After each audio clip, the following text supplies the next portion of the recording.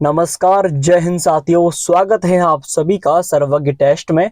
और ये क्लास आप सभी के लिए एसएससी एग्जाम्स के लिए बहुत इंपॉर्टेंट रहने वाली क्लास है साथियों। तो क्लास को स्टार्ट करता हूं, पूरी मेहनत से क्लास को पढ़िएगा। पहला प्रश्न है आपके सामने और आपसे विनती है आप किसी भी प्रश्न का उत्तर कमेंट में दे सकते हैं। विधवा पुनर्विवाह कानून कब बना? साथियों पहला प्रश्न आपके सामने, विधवा पुनर्विवाह कानून कब बना? तो साथियों 1856 ईस्वी में ये कानून बनता है, विधवा पुनर्विवाह एक्ट लागू होता है। ये भी आपको याद रखना है, जो विधवा स्त्रियां होती हैं उनका दोबारा से विवाह करना 1856 में इसको स्टार्ट होता है, 1856, इसको भी याद रखिएगा। अगले प्रश्न की ओर बढ़ते हैं। अगला प्रश्न है आपके सामने, मोहम्मद गौरी कहाँ का शासक था? आपके सामने चार ऑप्शन है, अफगानिस्तान, इराक, पर्स या तुर्की। तो साथियों क्या है इसका करेक्ट आंसर? मोहम्मद गौरी जो था वो अफगानिस्तान का शासक था, ये भी आप जानते हैं। मोहम्मद गौरी कहाँ का? अफगानिस्तान का था। आगे बढ़ते हैं मित्रों अगले प्रश्न की ओर। देखिए अगला प्रश्न है आपके सामने, पानीपत की दूसरी लड़ाई किनके बीच हुई थी? आपके सामने ऑप्शंस है, बैरम खान और हेमू, अकबर और मिर्जी हकीम, अकबर और बेगम खान, और अकबर और राणा प्रताप। तो साथियों ये लड़ाई हुई थी बैरम खान और हेमू के बीच, इसको भी याद रखिएगा। इंपोर्टेंट प्रश्न है आपके लिए। आगे बढ़ते हैं अगले प्रश्न की ओर। अगला प्रश्न है, मुगल काल में सर्वप्रथम किस शहर में अंग्रेजों ने अपने कारखाने स्थापित किए थे? तो साथियों सबसे पहले सूरत, जो कि गुजरात में है। यहाँ पर जो मुगल काल में उस टाइम पर जो अंग्रेज आए थे उन्होंने अपने कारखाने यहाँ पर अडॉप्ट किए थे। कहाँ पर? सूरत, गुजरात में। आगे बढ़ते हैं साथियों। अगला प्रश्न है आपके सामने, पहली सहायक संधि कौन सी थी? आपके सामने चार विकल्प हैं, रुहेलखंड, निजाम, अवध, झांसी। तो साथियों सबसे पहली सहायक संधि होती है निजामों के बीच, तो ये भी याद रखिएगा, बहुत ही इंपोर्टेंट प्रश्न है आपके लिए। आगे बढ़ते हैं मित्रों। अगला प्रश्न है आपके सामने, देखिए कर्नाटक संगीत का पितामह किसे कहा जाता है? तो कर्नाटक संगीत के जो पिता हैं उनको कहते हैं किसको? ऑप्शन ए जो मुत्तुस्वामी दीक्षितर, त्यागराज, पुरंदरदास, स्वाति तिरुपाल। तो साथियों कर्नाटक संगीत के जो पितामह हैं उनका नाम है पुरंदरदास, इस बात को भी याद रखना है आपको। साथियों अगर मैं बात करूं कि कर्नाटक संगीत से जुड़ी एक महिला जिनका नाम क्या है, जिनको भारत रत्न मिला है, तो उनका नाम है एम.एस. सुब्बालक्ष्मी। इनको भारत रत्न मिला है और ये प्रसिद्ध कर्नाटक संगीतकार हैं, ये भी आपको याद रखिएगा। अगले प्रश्न की ओर बढ़ते हैं। अगला प्रश्न है आपके सामने, किसके शासन काल में प्रथम चीनी यात्री भारत में आया था? उसका नाम क्या है और किसके शासन काल में आया था? समुद्रगुप्त है, चंद्रगुप्त फर्स्ट, हर्षवर्धन, चंद्रगुप्त द्वितीय। तो साथियों इसका नाम था चंद्रगुप्त द्वितीय, जो कि शासक था इसके टाइम पर एक चीनी यात्री, इसका नाम फायन था, जो कि यहाँ पर आया था। सॉरी, मेगास्थनीज भी था इसका नाम, जो कि भारत आया था, जो कि एक चाइनी पर्सन था। ये बात भी आपको याद रखना है। आगे बढ़ते हैं। अगला प्रश्न दोस्तों, इस प्रश्न का आंसर दीजिएगा, निम्नलिखित मुगल शासकों में से किसे प्रिंस ऑफ विल्डर्स के नाम से पुकारा जाता है? तो साथियों आपके सामने चार ऑप्शन है, अकबर, बाबर, शाहजहां, जहांगीर। तो साथियों सबसे पहले शाहजहां को ही हम क्या कहते हैं? इसको प्रिंस ऑफ विल्डर्स कहते हैं, ये भी आपको नोट पॉइंट करना है। आगे बढ़ते हैं। अगला प्रश्न है कि सिख समुदाय के अंतिम गुरु कौन थे? तो साथियों सिख समुदाय के जो अंतिम गुरु थे उनका नाम है गुरु गोविंद सिंह। गुरु गोविंद सिंह सबसे लास्ट नंबर के ये गुरु थे। आगे बढ़ते हैं साथियों, इसमें इनमें से किसको जापान का मैनचेस्टर कहा जाता है? ऑप्शन है ओसाका, टोक्यो, नागासाकी, याकोहामा। प्रत्येक प्रश्न का उत्तर कमेंट में दीजिएगा। तो साथियों जापान का मैनचेस्टर क्या है? उसका नाम है ओसाका। ये प्रश्न कई बार एग्जाम्स में पूछा गया है, ये आप सब भली बात जानते हैं अगर आपने पहले अगर कोई परीक्षा दी है तो। देखिए अगला प्रश्न है, निम्नांकित में से कौन सा देश कोयले का सबसे बड़ा उत्पादक देश है? साथियों तो सबसे बड़ा उत्पादक देश कौन सा है इसके मामले में? यह है अमेरिका। अमेरिका कोयले के उत्पादन में सबसे पहले स्थान पे आता है। आगे बढ़ते हैं। दिल्ली में जो स्थित शांतिवन समाधि है वो किस महापुरुष की है साथियों? तो ये भी आपको याद रखना है, ये किसकी है? आपके सामने विकल्प है, इंदिरा गांधी, जवाहरलाल नेहरू, लाल बहादुर शास्त्री, राजीव गांधी। तो शांतिवन किसकी है? राजीव गांधी की शांति, ठीक है, शांतिवन है, ये भी आपको याद रखना है। आगे बढ़ते हैं। अगला प्रश्न है आपके सामने, देखिए अजंता की गुफाएं कहां पर स्थित है? अजंता की जो गुफाएं हैं ऑप्शन ए ओडिशा, मध्य प्रदेश, महाराष्ट्र, केरल। तो अजंता की गुफा ये कहाँ पर है? ये है महाराष्ट्र में अजंता की गुफाएं। ठीक है, इन बातों को भी याद रखिएगा। आगे बढ़ते हैं, अगला प्रश्न है, निम्नलिखित में से कौन सा नृत्य स्त्री पुरुष दोनों के लिए है? ऑप्शन ए गरबा, घूमर, गैर, घुड़ला। साथियों आप जानते हैं गरबा कहाँ का? ये गरबा जो है ये है गुजरात का है, जिसे सिर्फ महिलाएं करती हैं। ठीक है, ये भी आप जानते हैं गुजरात का है। घूमर की बात करें, घूमर कहाँ का है? फिर ये राजस्थान का, ये भी आप जानते हैं राजस्थान का है, और इसको भी महिलाएं करती हैं। लेकिन जो गैर नृत्य है, कौन सा गैर? इस गैर नृत्य को सिर्फ महिला भी करते हैं, पुरुष भी करते हैं। तो इसका ऑप्शन हमारा सी करेक्ट होगा, गैर नृत्य। इसको भी याद रखना है आपको। आगे चलें अगले प्रश्न की ओर। अगला प्रश्न है आपके सामने, एलोरा की गुफा जो मंदिर है वो संबंधित किससे है? ऑप्शन ए हिंदू धर्म, बौद्ध धर्म, जैन धर्म, या फिर ए और बी। तो साथियों इसका सही आंसर है ए और बी। जो एलोरा की गुफा के मंदिर है जो कि कहाँ महाराष्ट्र में है, वो हिंदू धर्म के भी हैं और बौद्ध धर्म की इसमें गुफाएं शामिल हैं। ये भी आपको याद रखना है साथियों, हिंदू और बौद्ध धर्म दोनों से संबंधित हैं एलोरा की गुफा जो कि महाराष्ट्र में है। आगे बढ़ते हैं, अगला प्रश्न है आपके सामने, चार मीनार कहाँ पर स्थित है? ऑप्शन है दिल्ली, हैदराबाद, औरंगाबाद, आगरा। देखिए चार मीनार जो है वो कहाँ पर है? हैदराबाद में है। ये आपको इंपोर्टेंट पॉइंट है, इसको भी याद रखिएगा।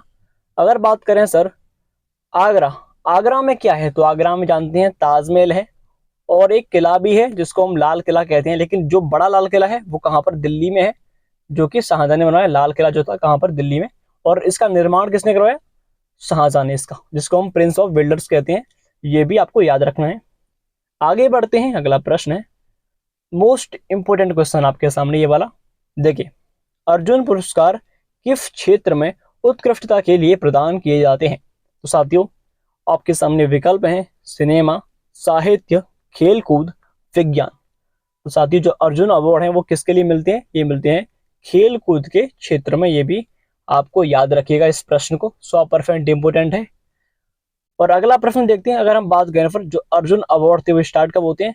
1961 में स्टार्ट होते हैं। ये भी आपको याद रखना है, अर्जुन अवार्ड 1961 स्टार्ट होते हैं और खेल कूद के लिए इसमें पुरस्कार मिलता है।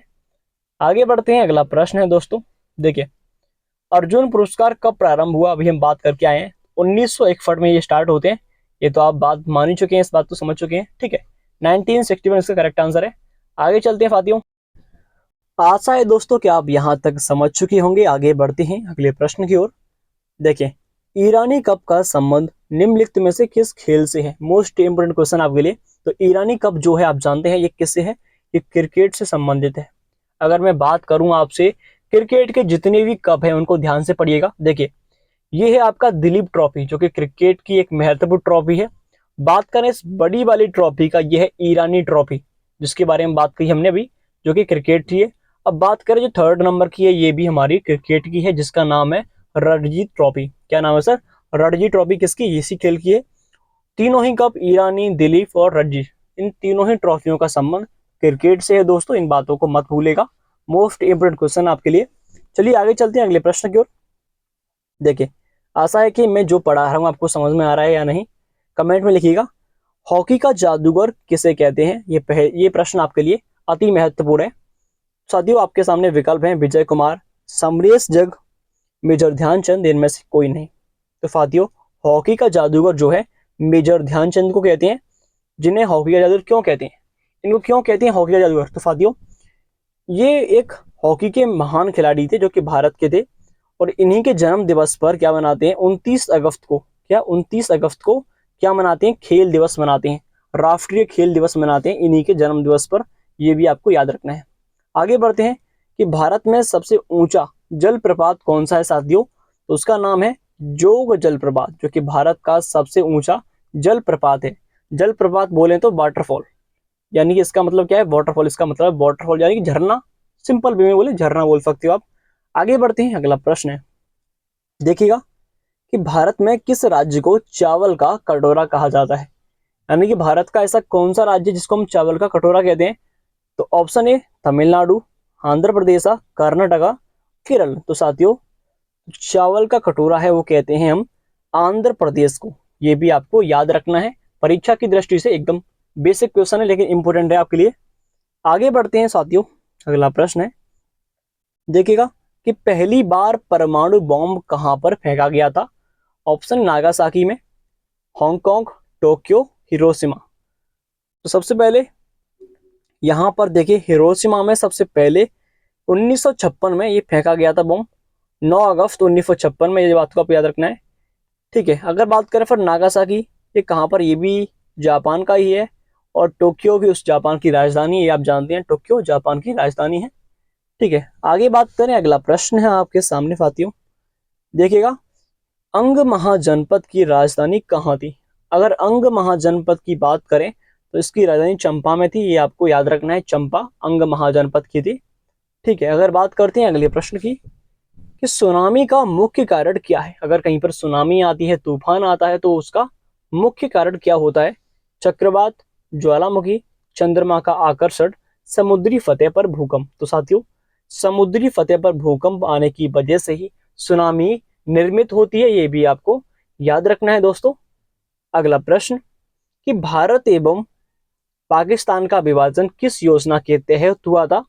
तो साथियों माउंटबेटन योजना के तहत भारत एवं पाकिस्तान का विभाजन हुआ था।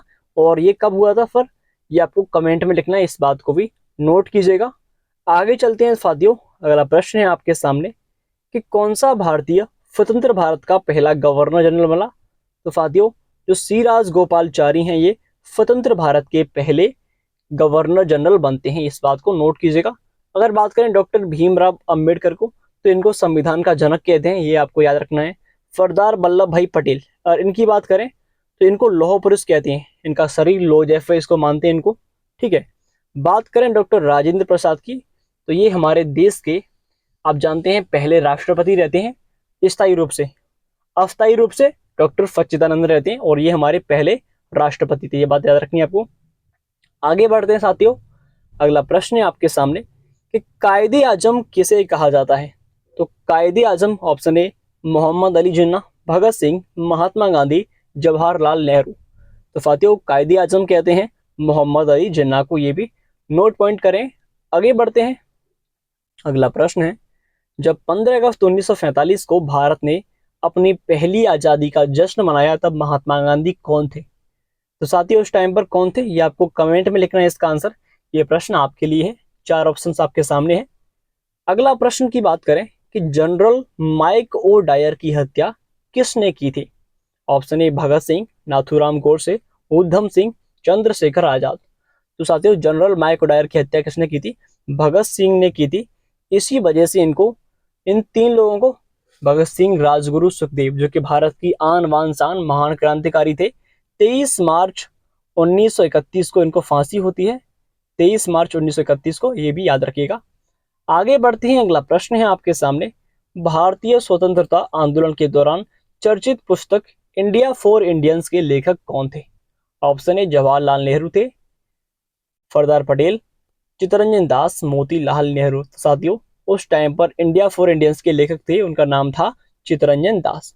यानी कि भारत जो है भारतीयों के लिए, इस पुस्तक का नाम है हिंदी में इंडिया फॉर इंडियंस। आगे बढ़ते हैं साथियों, अगला प्रश्न है, असहयोग आंदोलन शुरू करने के समय भारत के वायसराय कौन थे? तो उस टाइम पर असहयोग आंदोलन शुरू हुआ 1920 में स्टार्ट होता है असहयोग आंदोलन। उस टाइम पर लॉर्ड चॉम्स्फोर्ड था, ये उस टाइम पर वायसराय था, इस बात को भी नोट पॉइंट कीजिए। असहयोग आंदोलन के समय लॉर्ड चैम्सफोर्ड क्या था? वायसराय था।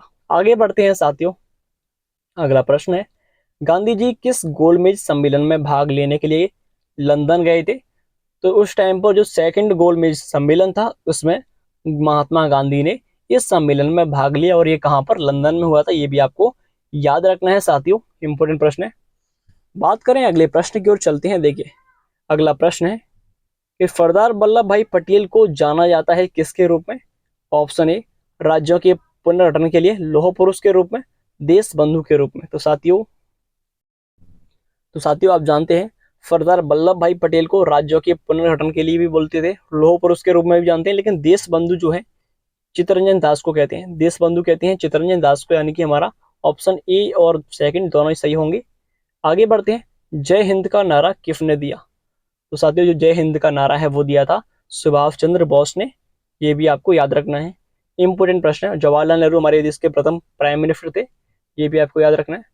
बात करें महात्मा गांधी की हत्या किसने की, नाथूराम गोडसे ने की थी 1948 में, ये भी याद रखना है। आगे बढ़ते हैं।